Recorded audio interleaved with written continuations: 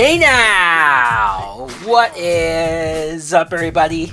My name is Mike Brown, aka Review King MB, and I've been seeing a lot of people recently doing this on social media or YouTube where they're talking about games to get to know them.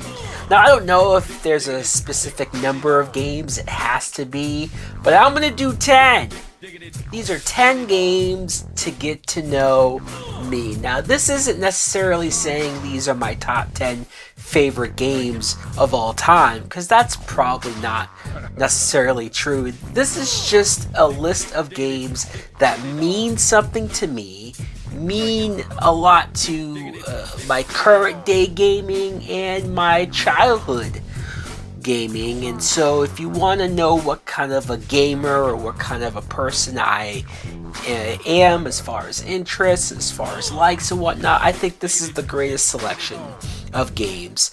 So let's start off. This isn't like ranked or in any particular order. I'm just going through it.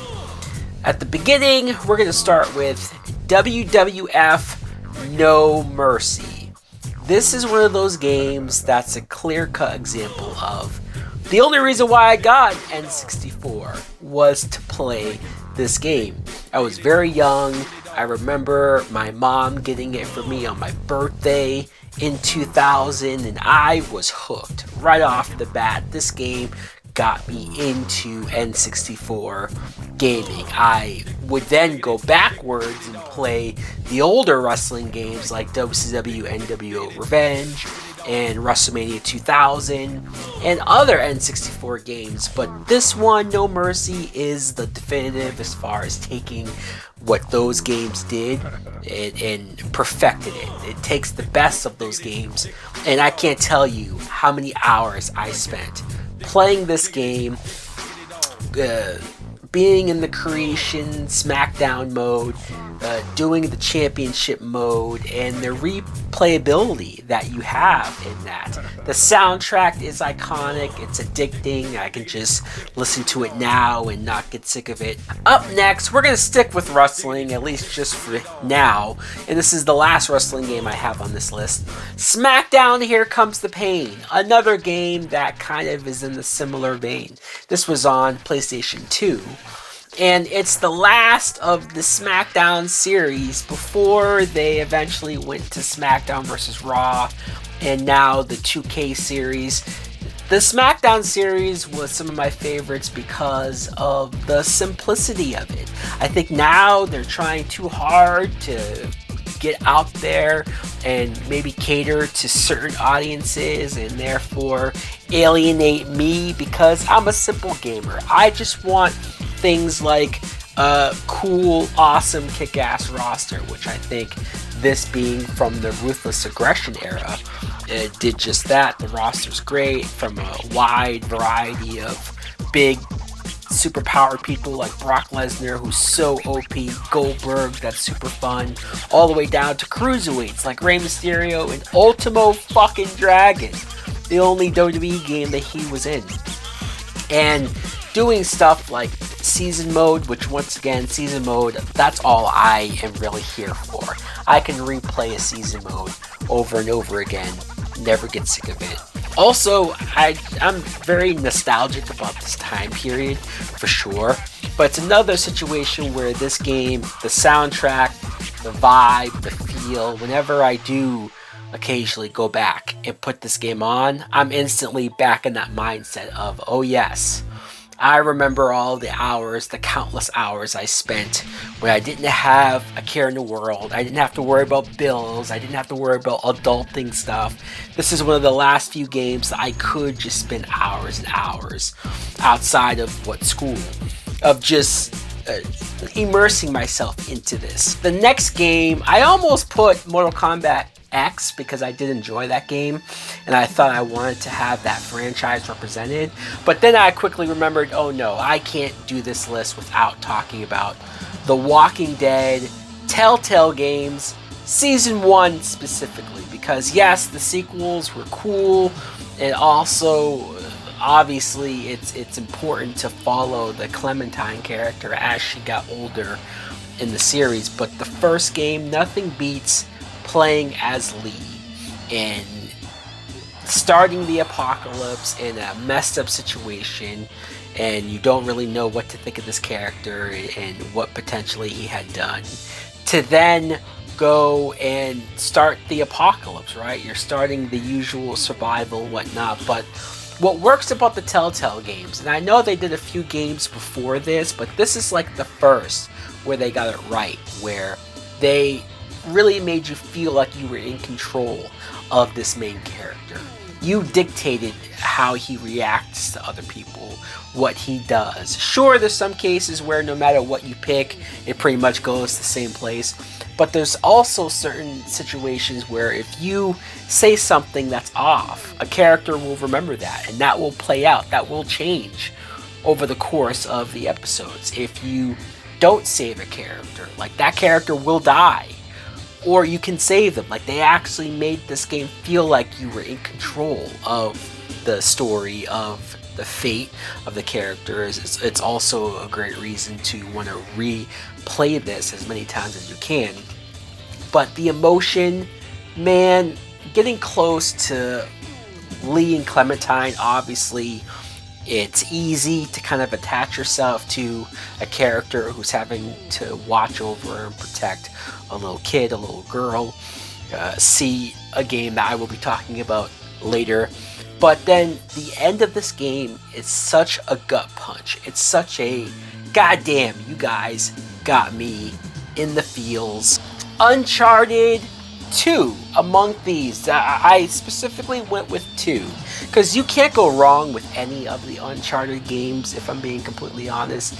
Any one that I could pick, I would probably repeat a lot of the same things that I said, but I picked the second one because I remember after playing the first game and enjoying that and being like, yeah, that was cool, you play the second game and you notice the upgrade, you notice the improvements, you notice how much better the gameplay is, how much better the scope is. Starting the game off on that train scene alone is enough to make you go like, okay, this is what this franchise can become. And ever since then, 3 and 4, yes, they continue to get bigger and crazier. Sure, the stunts and the action is what you know and what you expect, but I think the second game is what really started that path. Nathan Drake obviously is a fun and likable character. I think there's no doubt about there's nothing like playing as him, feeling invincible as him. Even if you do die over and over again, there's something about his skill level that you connect with. And the side characters, I think there's something to be said about how he bounces off of Sully or a particular love interest that he might have in that particular game. Next up, GTA 3. I had to pick this one specifically. As much as I love Vice City, as much as I love San Andreas, and believe me, it pains me to not have those games here because of how much I like them.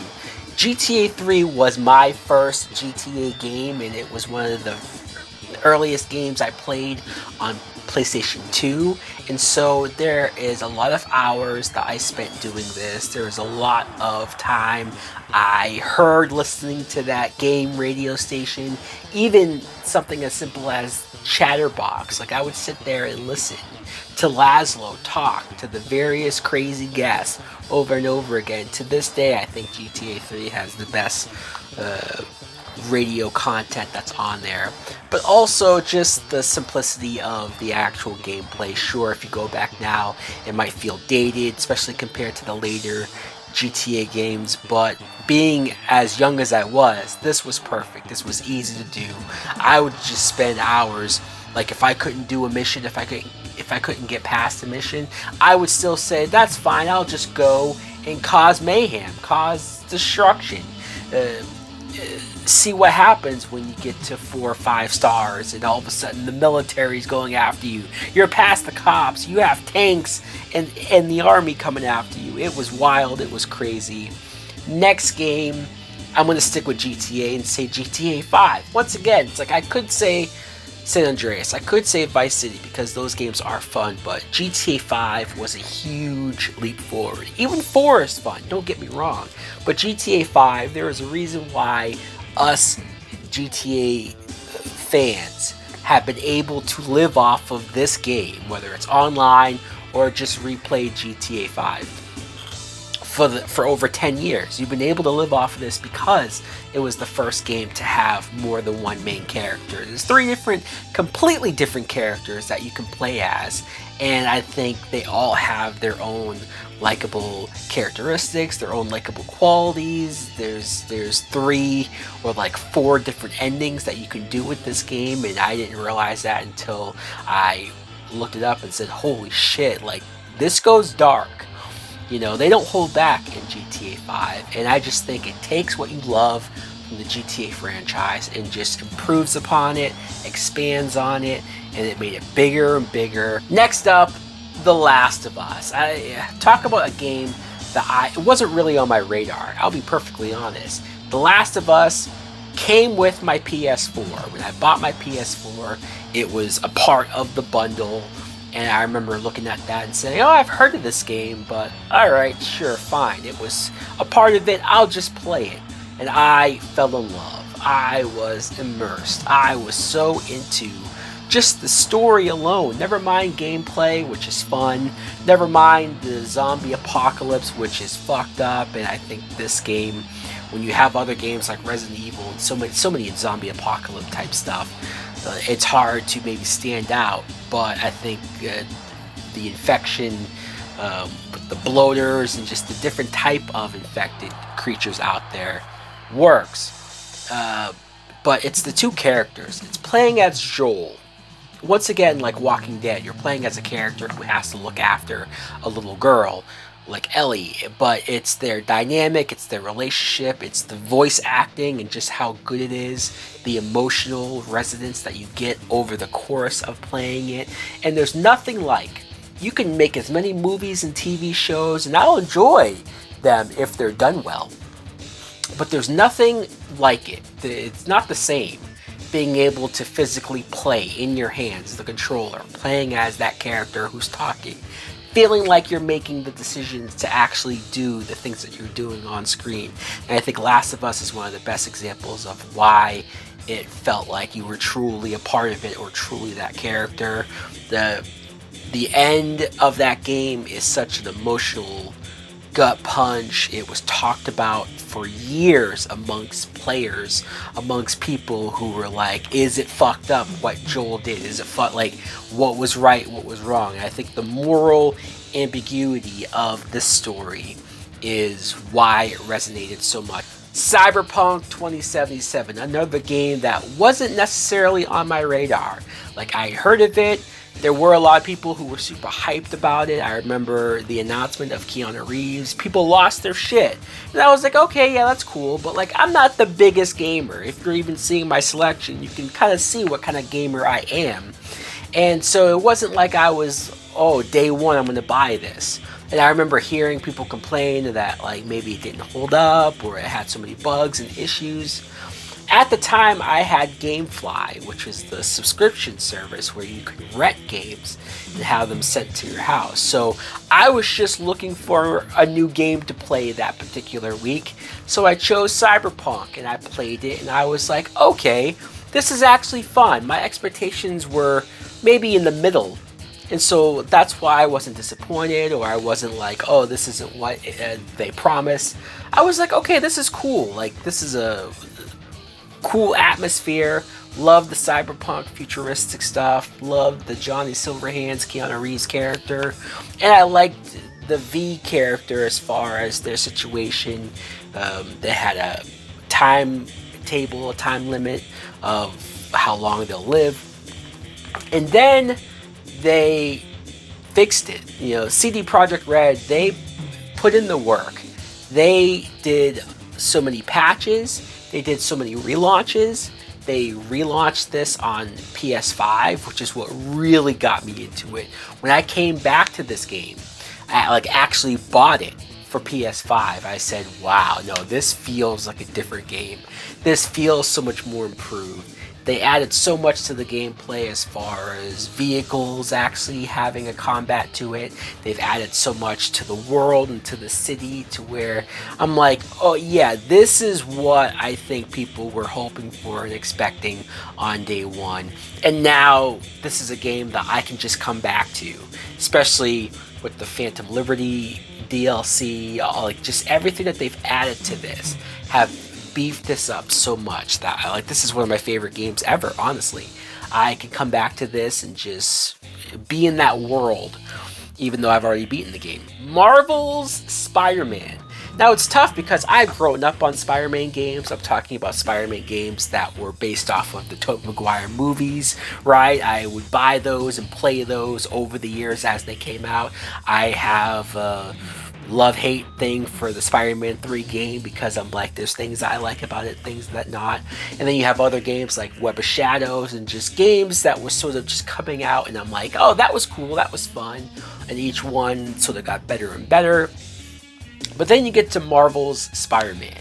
And yes, you could argue that it's not the first that did some of the things that the Spider-Man games have done before, or it's not even maybe some people would say the most innovative, but I feel like it's another case of it perfected what came before. It took a lot of what worked from other Spider-Man games as far as the actual gameplay, as far as the moves go. I'll give credit to the Amazing Spider-Man games that first introduced the whole stealth aspect of Spider-Man, but this perfected it, and this made it, there is nothing like swinging with your web through New York in that first game, and how big and the scope of New York, how great it looks. Also, I think the voice acting in that first Spider-Man is great. It's so hard to take a character like Spider-Man there's been so many different versions of Spider-Man, whether it's animated or whether it's live action. So to come in with a new version, to come in with a Spider-Man that supposedly already has all this history that's happened beforehand, they've made it work. They made you feel like, okay, I get the vibe of this Spider-Man and what's coming with it. And also, I thought the story of that first game, the way how they introduced Dr. Octopus and the way how they threw the curveball with the Sinister Six, and I just thought all of that was played up very well. Another game too, where the ending, gut punch, I just like, as cool as Spider-Man 2 was, it just didn't match that same level on the story standpoint. Miles Morales, that game was so much fun, and you could argue that it is better from a gameplay perspective, and the Miles character I obviously relate to on a lot of levels, even more so than Peter Parker, but because it's shorter and because it's not as big as this game, I'm going with the first game. But Miles, man, that's close. I almost wanted to put it on there. Now the last game that I'm going to mention and talk about is Batman Arkham Asylum, which might surprise people. What? Not Arkham City or not Arkham Knight? I mean, you really can't go wrong with any of them. Hell, even Arkham Origins. I'm not going to put up a big fight over that. Like, you could put any of the Arkham Batman games on this list and I'd be like, yeah, fuck yeah, cool. But Arkham Asylum is special and near and dear to me because, once again, it was the first.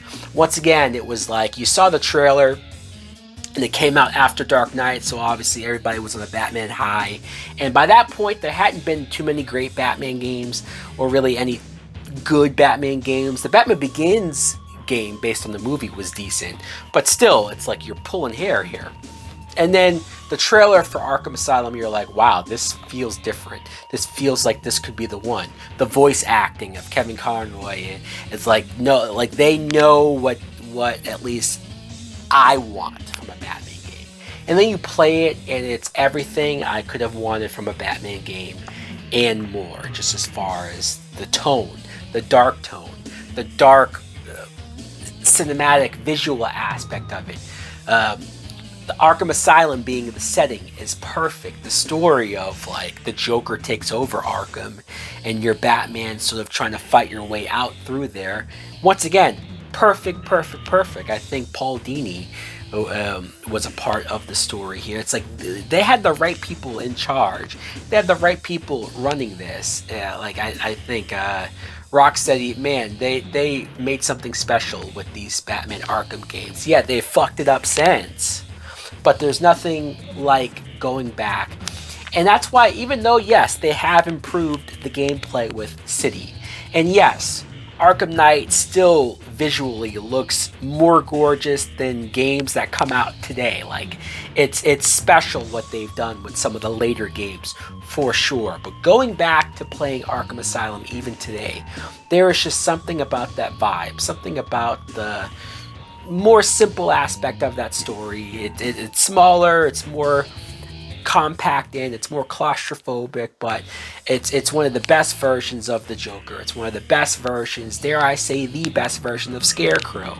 Everybody talks about how Scarecrow looked and was portrayed in that. One of the scariest sequences that I remember playing and even replaying is when you're Batman going through the sewer and Killer Croc is chasing after you, based on the sounds that you're like. There is so much good to be had with that first Arkham Asylum.